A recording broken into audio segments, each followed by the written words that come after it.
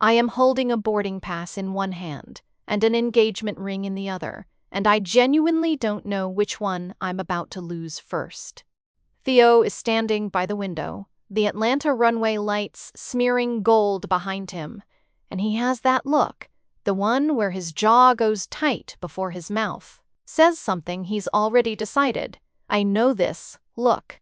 I have built 3 years of my life around learning this look, and right now it's telling me everything before he opens his mouth. I can't get on this flight with you, he says. Behind him, a woman in a cream coat is checking her phone, like she's bored of waiting for this part to be over. I don't know her name yet. I will, soon enough, and I'll wish I didn't. Theo.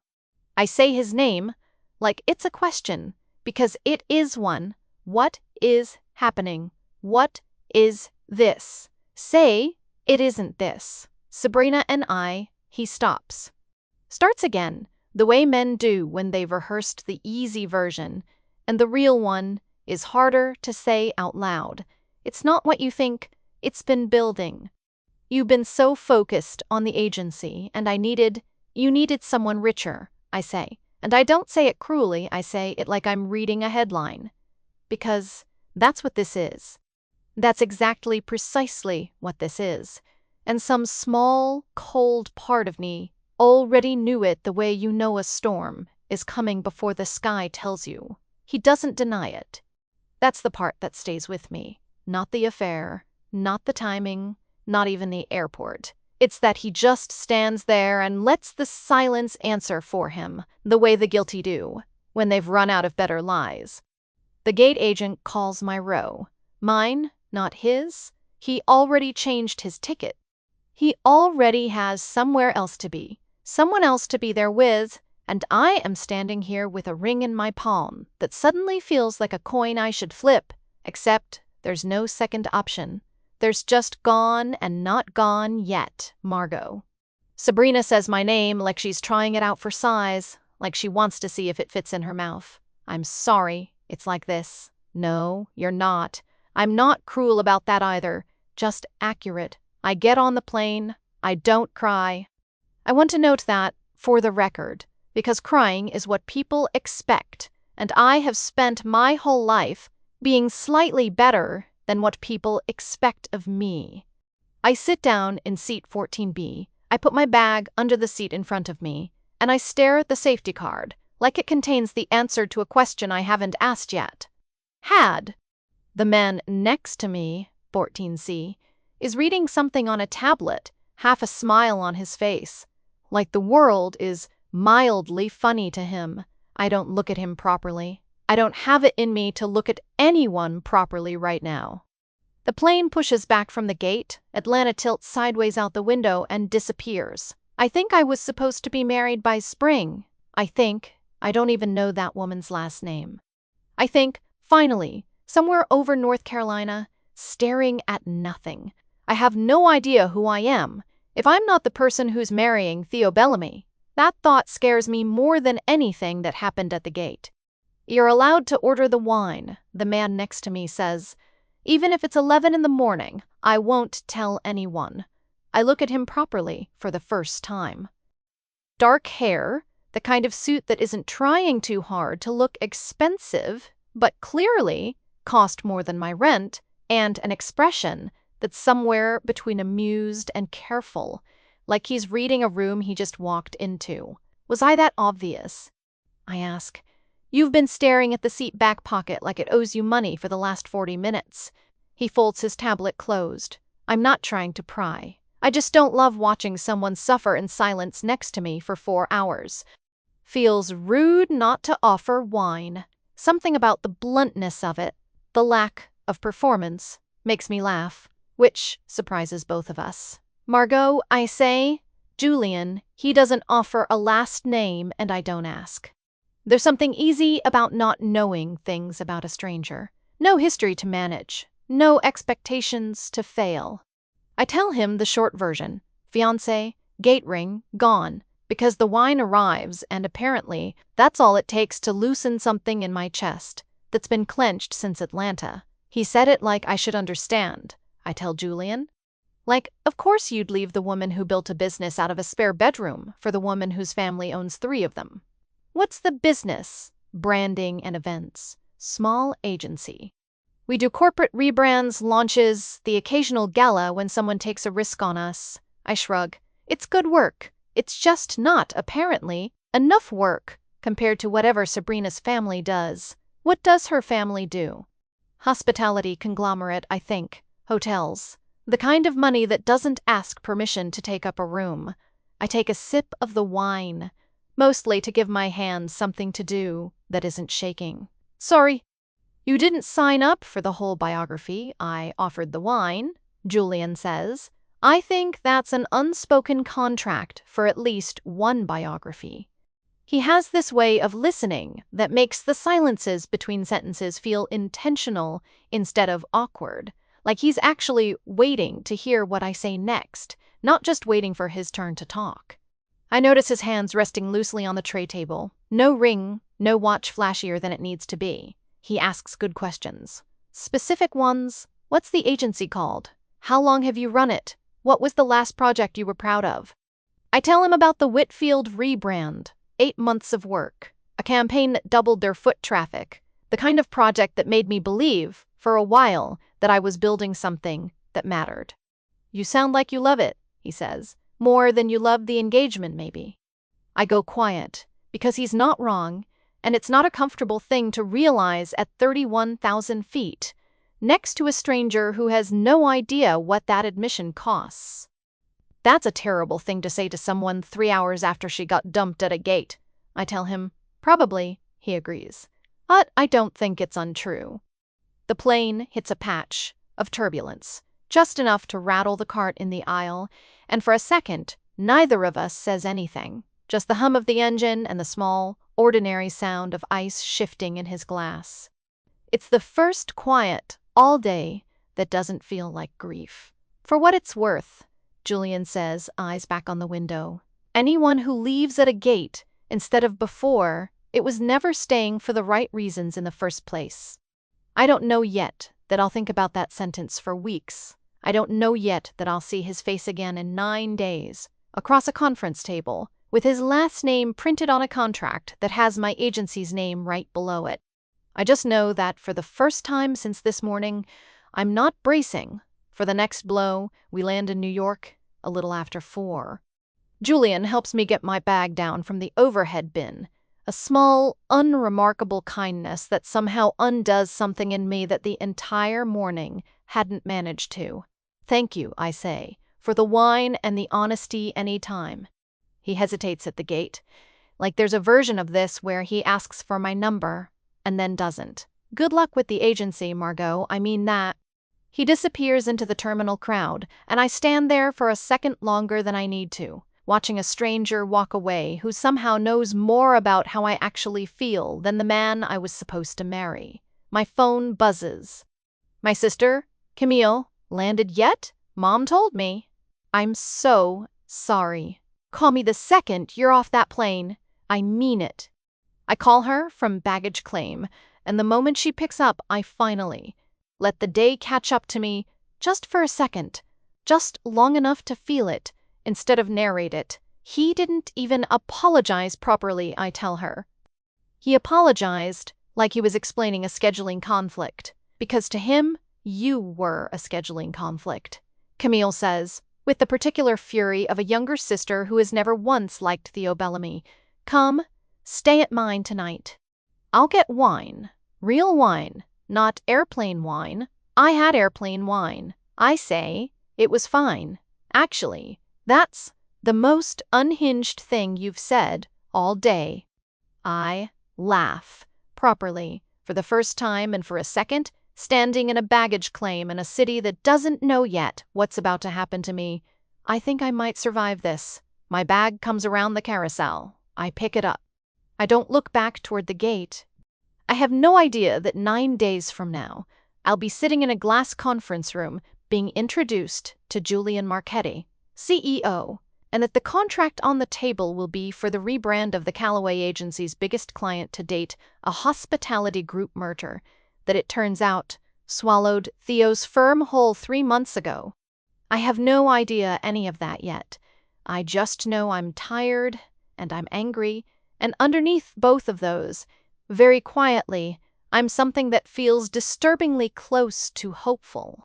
9 days later, I'm sitting at my desk rereading an email for the fourth time because I'm sure I'm misunderstanding it. Subject: Marchetti Hospitality Group, Callaway Agency Pitch Meeting, Thursday, 10 a.m., Marchetti, as in Julian Marchetti.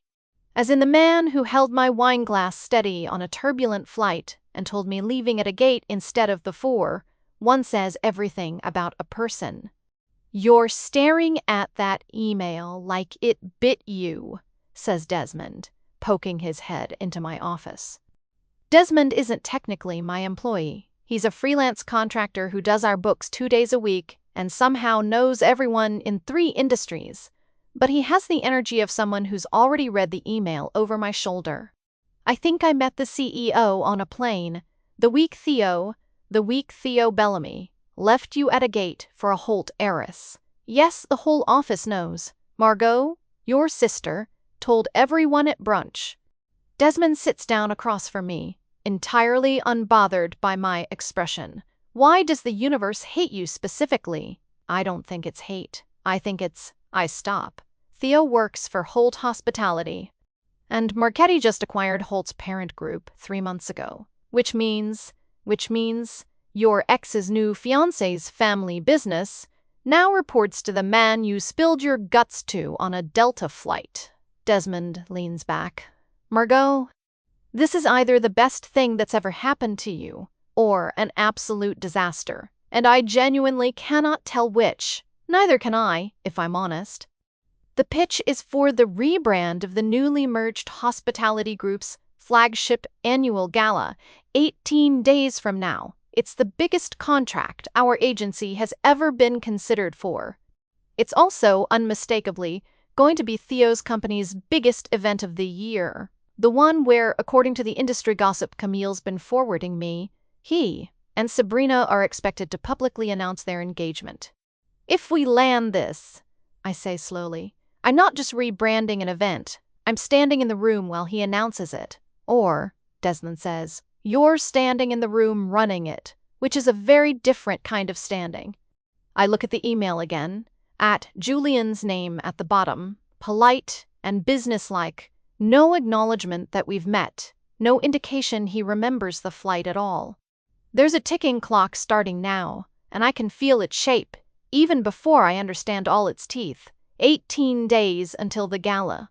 18 days until Theo, in front of every person who matters in this industry, makes his choice permanent. And somewhere in between, a pitch meeting that could put my agency's name on the biggest stage we've ever had, or could put me in a room with both of them at once with no good way out. I'm doing the pitch, I say. Obviously, Desmond says. I already booked the conference room. Julian recognizes me the moment I walk in, and something in his face does a complicated thing. Surprise. Then a kind of careful neutrality, like a man recalculating several things at once. Margot Callaway, he says, reading my name off the agency folder before looking up, like he wants a second to land on the right tone. Small world. Smaller than I'd like some days, I say, and it gets the laugh I was hoping for, breaking whatever stiffness was about to settle into the room. The pitch goes well.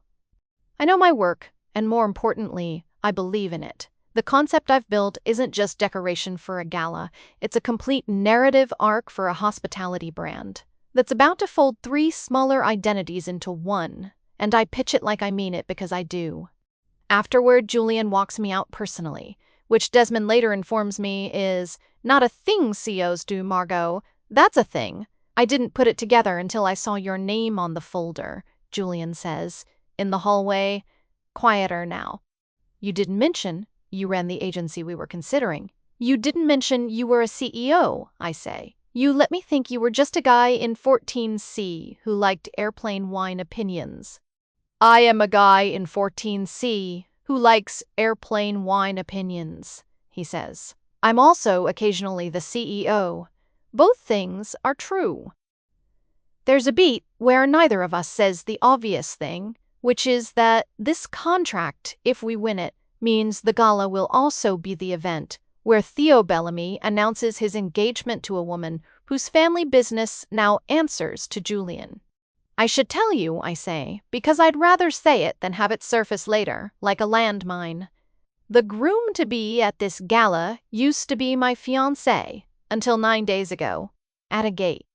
Julian's expression doesn't change much, but something behind his eyes sharpens. Theo Bellamy, you know him. I know of him. He's been angling for a board seat since the acquisition closed. Sabrina Holt's father has been pushing it. A pause. I didn't know about you, that you were connected to this. Does it disqualify the pitch? No, Julian says too quickly. Almost, then catches himself and says it again, slower. No. The work is good, Margot. It's the best pitch we've seen for this event, and I'm not going to pretend otherwise because of a complication that isn't yours to apologize for. It's not a declaration of anything.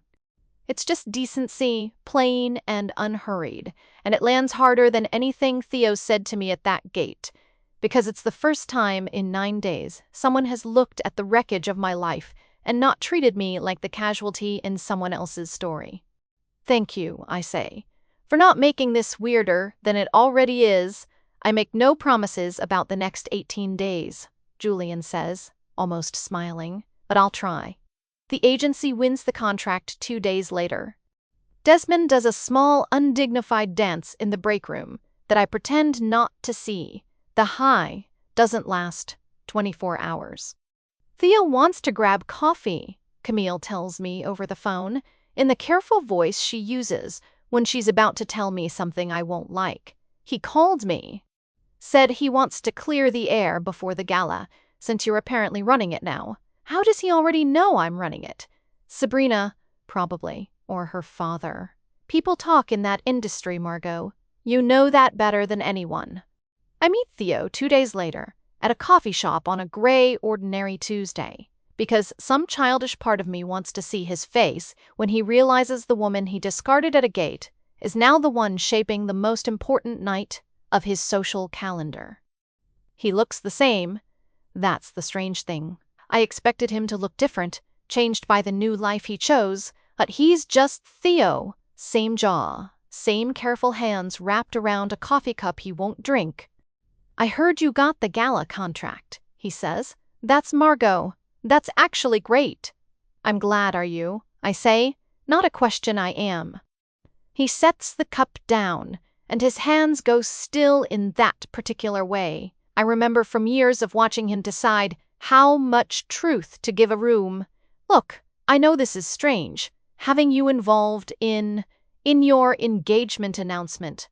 Yes, Theo, it's strange. He winces, finally, like the bluntness cost him something. I didn't handle the airport well. You didn't handle any of it well, I say, and I'm surprised by how steady my voice is. Not raised, not begging. Just true, but I'm not here to relitigate it. I'm here because you asked and because I have a job to do, and I'm going to do it well, regardless of who it's for. That's very mature of you. It's not maturity, I say. It's that I'm better at this job than I ever was at being your fiancé, and I'd like the chance to prove that to myself. If nobody else. He doesn't have a response for that. And Abyss?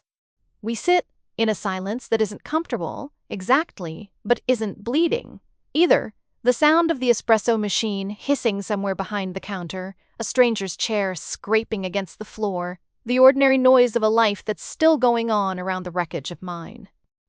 Sabrina's going to want input on the event design, he says finally. Just fair warning. I think about Sabrina's bored phone checking at the gate. The way she said, I'm sorry, it's like this, without meaning either word. I look forward to it, I say, and I almost mean it as a threat. Sabrina Holt walks into our first design meeting like she's already decided how it ends. I want to be honest, she says before I've even opened my presentation folder. I wasn't thrilled when I heard you got this contract. I imagine not, I say, keeping my voice level. But the work is good. I'd ask you to judge it on that. It's not about the work. She says it simply, almost kindly, which is somehow worse than if she'd been cruel about it. It's that every time I look at you, I'm going to be thinking about how this started, and I don't think that's fair to either of us. Then, let's make sure the work is good enough that it stops mattering how it started, I say. She studies me for a long moment, longer than the conversation requires, and something in her expression shifts just slightly, into something more careful than contempt. "You're not what I expected," she says. "What did you expect?"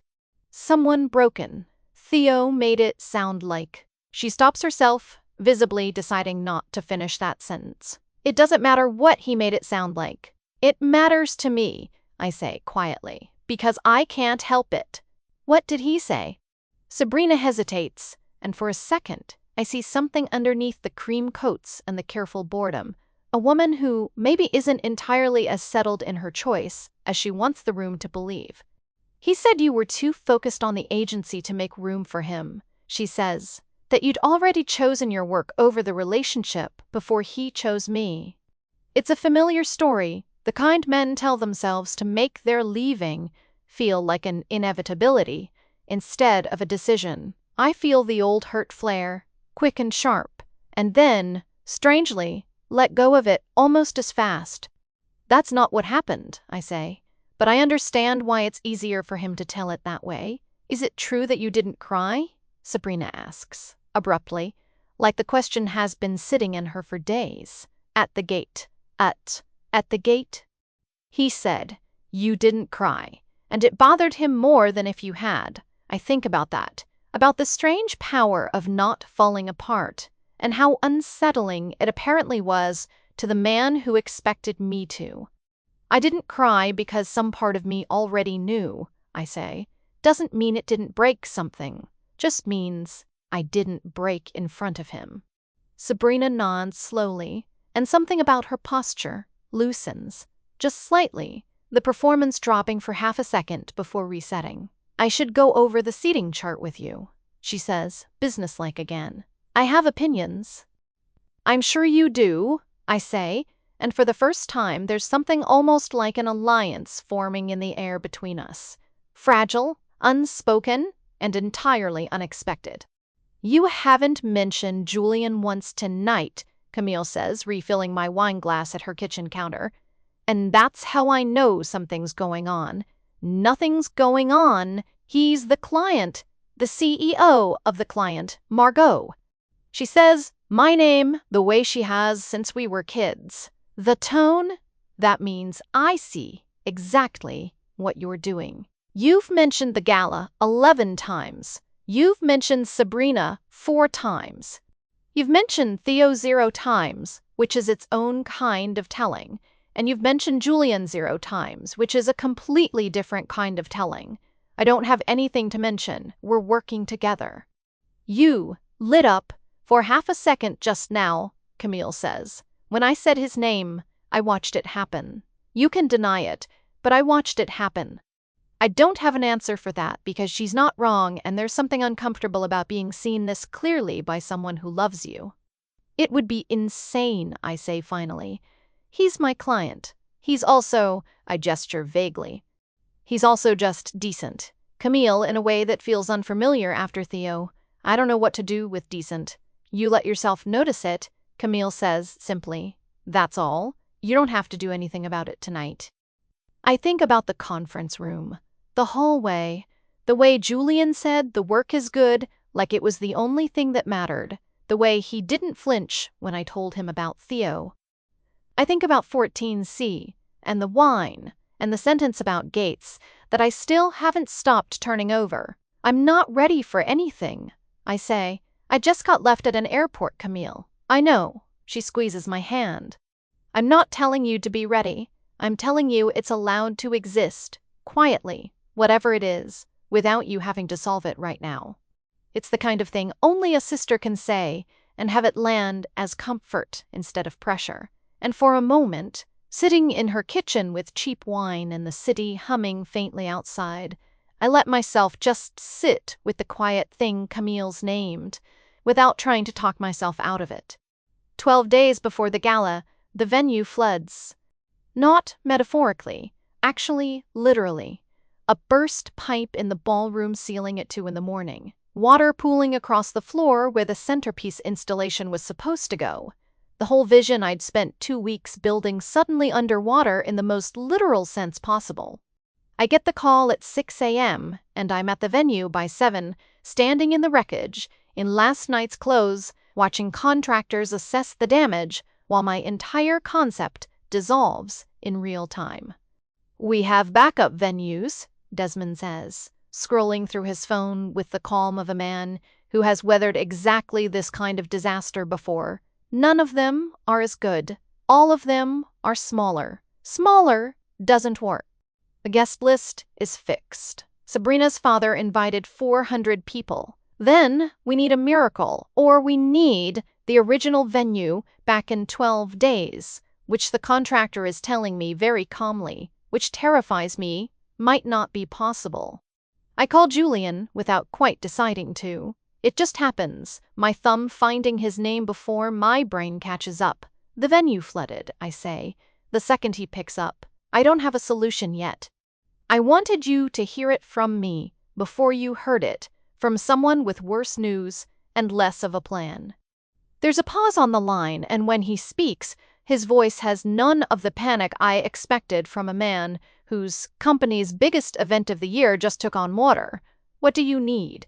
he asks. Not what happened, not whose fault is this. Just what do you need?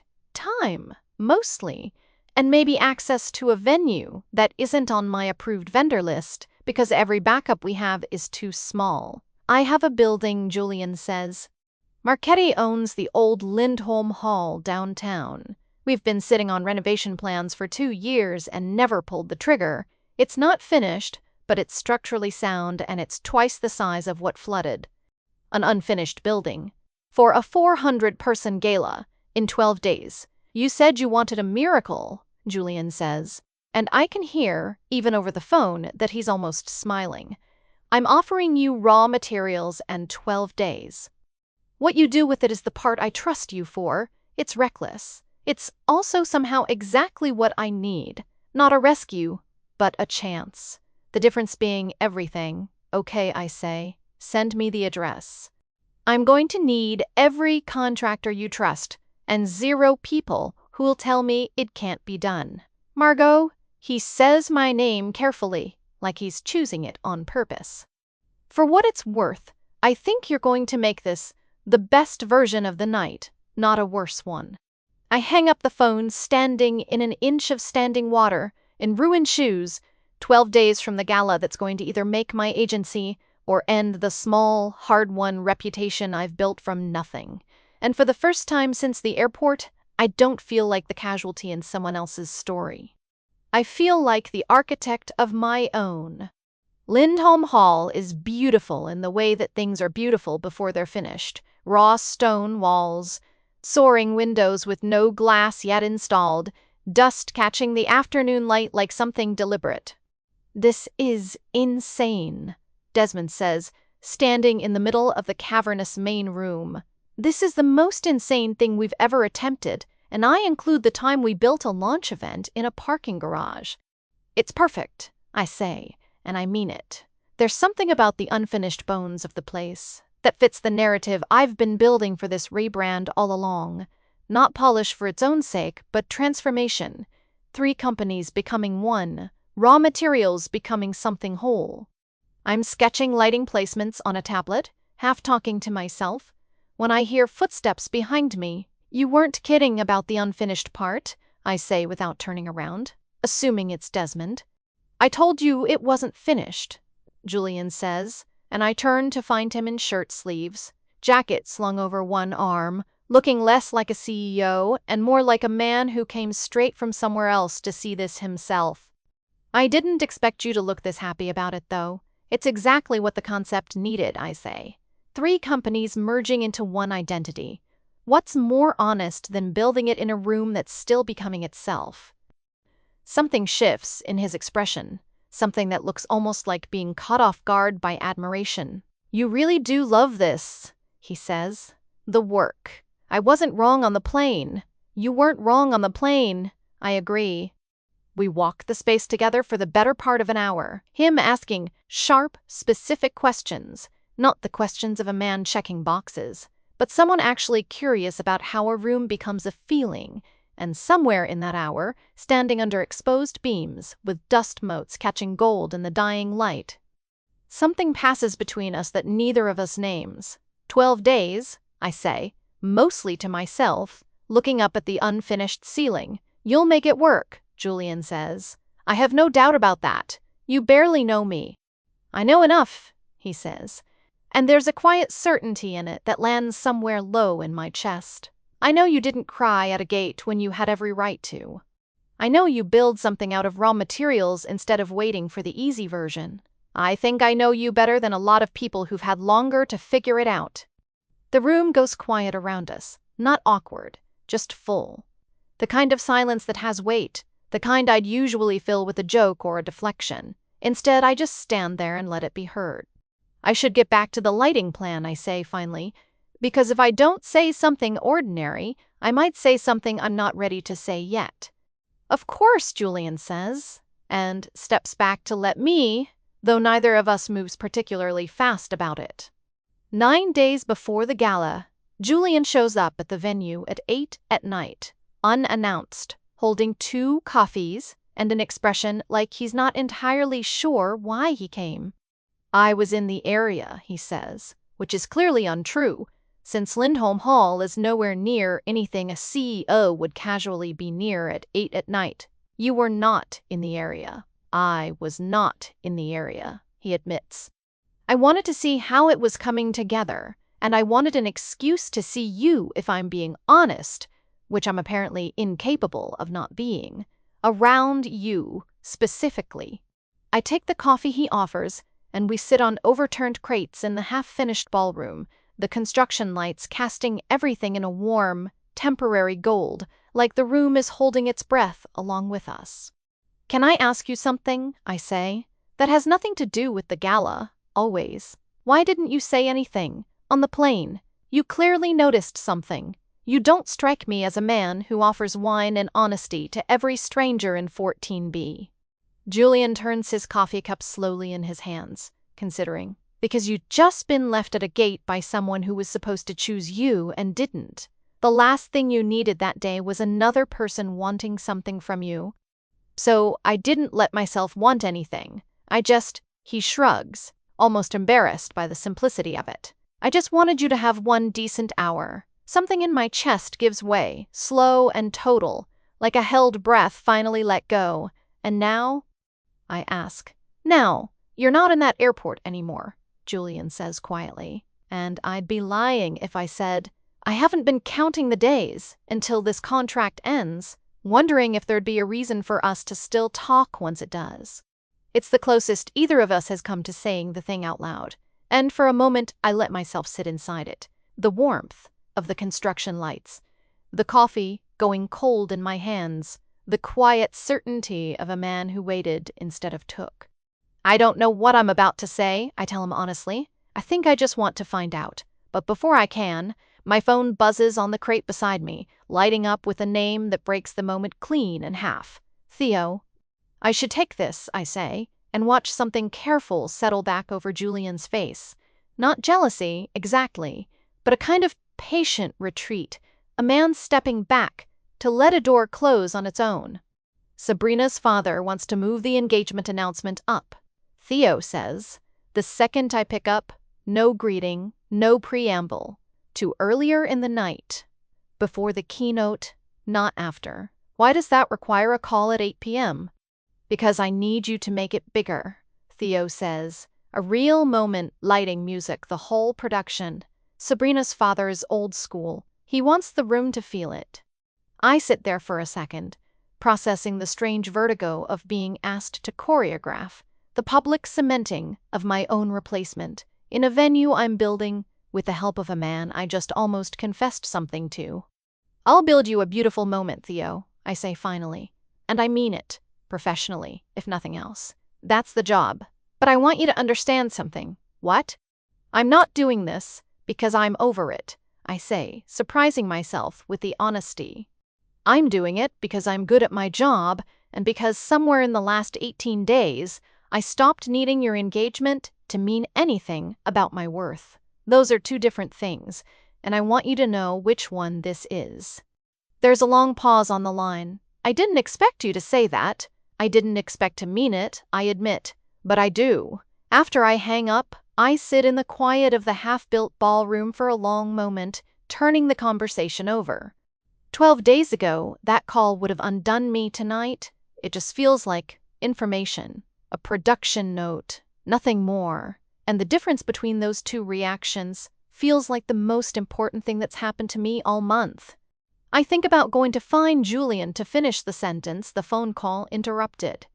Then I think better of it. Not because I don't want to, but because some things deserve more than the leftover momentum of an almost confession cut short by an ex-fiancé's phone call. I'll say it when I mean to say it. Not as a reaction to anything else. 5 days before the gala, everything is improbably going right. The lighting rig is installed.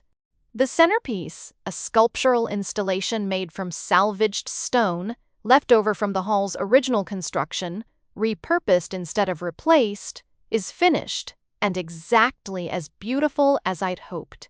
Sabrina has stopped fighting me on the seating chart and started, cautiously, asking my opinion on things unrelated to the gala. Julian has been a steady, easy presence through the chaos, the kind of person who shows up with coffee and doesn't need anything from me except permission to stay near. Camille comes by the venue the night before the final walkthrough, and we stand together in the finished ballroom, lights low, the space transformed from raw stone into something that finally looks like what I always saw it becoming. "You did this," Camille says, looking up at the lighting rig, the repurposed stone catching gold.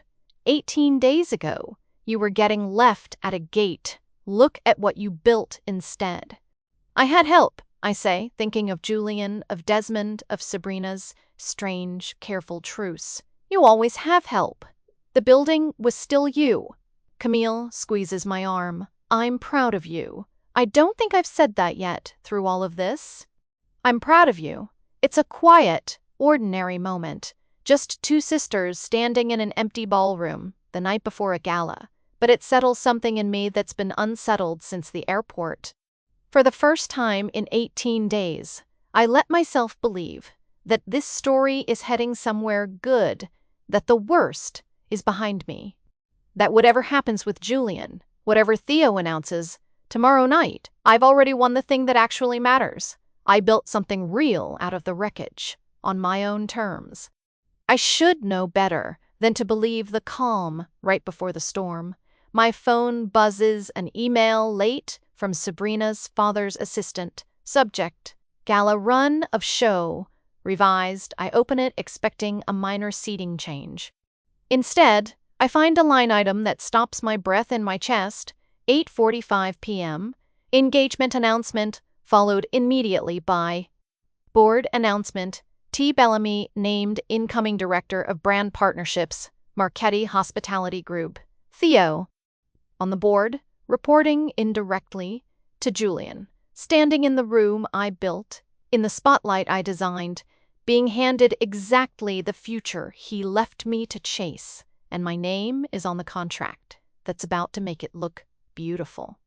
I find Julian in his office the next morning, the run of show printed out and shaking slightly in my hand, though I tell myself it's just the paper, not me. "Did you know?" I ask. No greeting about Theo's board seat. "Did you know when you offered me this venue?" Julian's face does something complicated? Guilt, maybe? Or its careful cousin. I knew the board was considering it. I didn't know it would be announced at the gala. That decision came from Holt's side, not mine. But you knew it was possible. You knew there was a version of this where I'd be building the literal stage for my ex-fiance's career to eclipse mine, in the same breath as his engagement, and you didn't think that was worth mentioning? I didn't think it was my place to manage your feelings about a man's career trajectory, Julian says. And there's an edge in his voice now, something defensive that I haven't heard from him before. I hired your agency because you were the best fit for the work. I didn't think every personnel decision adjacent to Theo Bellamy required a disclosure to you. That's a very corporate way of saying you didn't think about me at all in that moment. That's not fair, isn't it? My voice is rising now, despite every instinct telling me to stay level, to act instead of rage. Because, from where I'm standing, every person in this entire story has made a decision about my life. Without thinking, I deserved to be part of the conversation. Theo, Sabrina's father, and now you. Julian is quiet for a long moment, and when he speaks again, his voice has lost its edge, gone instead into something quieter and more careful. You're right, that I should have told you the moment I heard, even informally. I'm sorry for that. But Margot, I need you to hear that I am not Theo. I'm not hiding things from you to protect a version of myself that looks better. I genuinely didn't think it through, and that's a failure of attention, not of caring. How am I supposed to tell the difference? I ask, and it comes out smaller than I mean it to, the anger draining into something raw underneath. I don't know, Julian admits. I think you just have to decide if you believe me. I don't have an answer for him. I leave his office without one, the run of show still crumpled in my hand, 18 days of careful, hard-won progress, suddenly feeling as fragile as the dust motes in that half-finished ballroom. The night before the gala, I sit alone in my apartment, doing something completely ordinary, folding laundry, of all things, the most unglamorous task imaginable, because my hands need something to do that isn't reaching for my phone to text Julian something I haven't decided. I fold a shirt, I fold another, the TV is on in the background. Sound low, more company than entertainment. Camille texted twice. I haven't answered either. This is what no one shows you about heartbreak, or near heartbreak, or whatever this strange, smaller cousin of it is. It isn't always a scene. Sometimes it's just a woman folding laundry at 11 at night, replaying a hallway conversation, trying to figure out if the version of trust she's been building for 18 days was real, or just the absence, finally, of someone actively lying to her. I think about the gate, about Theo's careful, rehearsed apology that wasn't really an apology. I think about Sabrina's bored phone check, the casual cruelty of, "I'm sorry it's like this." I think about Julian's face in his office, not performing innocence, just plainly, uncomfortably admitting a failure. There's a difference, I realize, folding the last shirt and setting it on the pile with more care than the task requires. Theo left and made it sound inevitable. Julian made a mistake and didn't try to make it sound like anything other than what it was. That doesn't make it not hurt, but it means something. Underneath the hurt, something I'm not ready to name out loud yet, but that I can feel taking up space anyway, quiet and persistent, the way truth tends to be. I finish the laundry, I don't text him, but I don't delete his number either.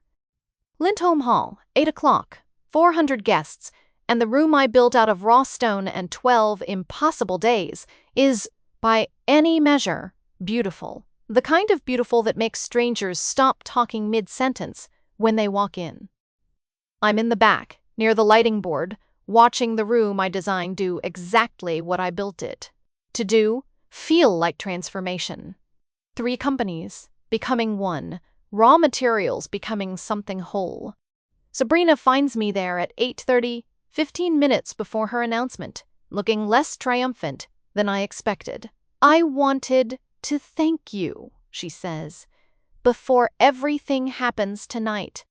This room is the most beautiful thing I've ever stood in. You built that, despite every reason you had not to. It's the job," I say.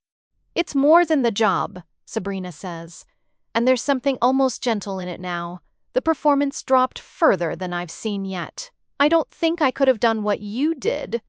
Build something this generous for the person who hurt you." She hesitates. "For what it's worth, I don't think Theo deserves either of us, fully.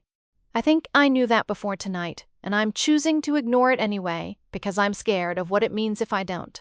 It's the most honest thing she's said to me in 18 days. And it lands somewhere unexpected. Not triumph, not vindication, just a quiet, sad recognition between two women who got tangled in the same man's careful, rehearsed unkindness. "I hope you're wrong about him," I say, and mean it. "I hope so too," Sabrina says, and walks toward the stage, where her future is about to be announced. At 8:45, the lights I designed shift to gold, the music swells exactly the way I built it to, and Theo takes Sabrina's hand in front of 400 people in a room, transformed by the woman he left at a gate. I watch it happen from the back, professional, steady, and surprisingly whole. Then, at 8:52, the second announcement comes, Theo's board appointment, the future he chose Sabrina's family to access, made official in the same room, under the same lights. I feel Julian's presence before I see him, stepping up beside me at the lighting board, close enough that I notice, but far enough to leave the choice of closing the distance entirely mine.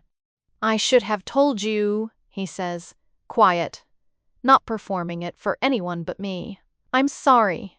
Properly, not the corporate version." I look at the room, at the gold light catching the salvaged stone, the centerpiece I built from what was supposed to be discarded, the whole space humming with 400 people who have no idea what it cost to build this, or what it's costing me to stand here watching the man who left me hand in hand with someone else under lights I designed. "You came to find me," I say, "during the one announcement that should have been the hardest thing for you to watch me watch. I wasn't going to let you stand here alone for this part," Julian says. "Whatever else is unresolved between us. I wasn't going to do that. It's not a grand gesture, it's not flowers or a speech. It's just a man standing next to me at exactly the moment it would have been easier not to. And somehow that lands harder than anything more dramatic could have. I'm still angry about Theo's announcement," I say, "about not knowing." "I know, but I don't think you're him," I say slowly, feeling my way into the truth of it as I say it out loud. "I think you made a mistake. I think Theo makes choices and calls them inevitabilities. Those aren't the same thing. And I think I've been punishing you for the wrong man's pattern." Julian doesn't say anything right away. He just reaches over carefully and straightens the strap of my dress, where it slipped slightly off one shoulder, the same shoulder where 18 days ago on a turbulent flight, I'd pulled my cardigan tight around myself like armor, and he'd noticed and said nothing, and just quietly asked if I wanted the air vent adjusted. "You noticed that on the plane too," I say. "The shoulder thing, the cardigan." "I notice a lot of things about you," Julian says. "I just don't always say them out loud at the right time. I'm trying to get better at that. Now." The gala goes on around us, Theo and Sabrina accepting congratulations, the room glowing exactly as I built it to glow. But for the first time all night, none of it feels like the center of my story anymore. It feels like background. Like weather, like something happening near me instead of to me. "Stay until the end of the night," Julian says, not as the client. "No, just stay. And let's see what we're actually building. Once this contract is over, and there's no more excuse for either of us to pretend, this is just business." I think about the gate. About the ring I didn't know whether to flip like a coin. About 18 days that turned a humiliation into a foundation I built with my own hands. "Okay," I say, "I'll stay." And for the first time since the airport, the word doesn't feel like settling for less. It feels like choosing, finally, exactly what I want.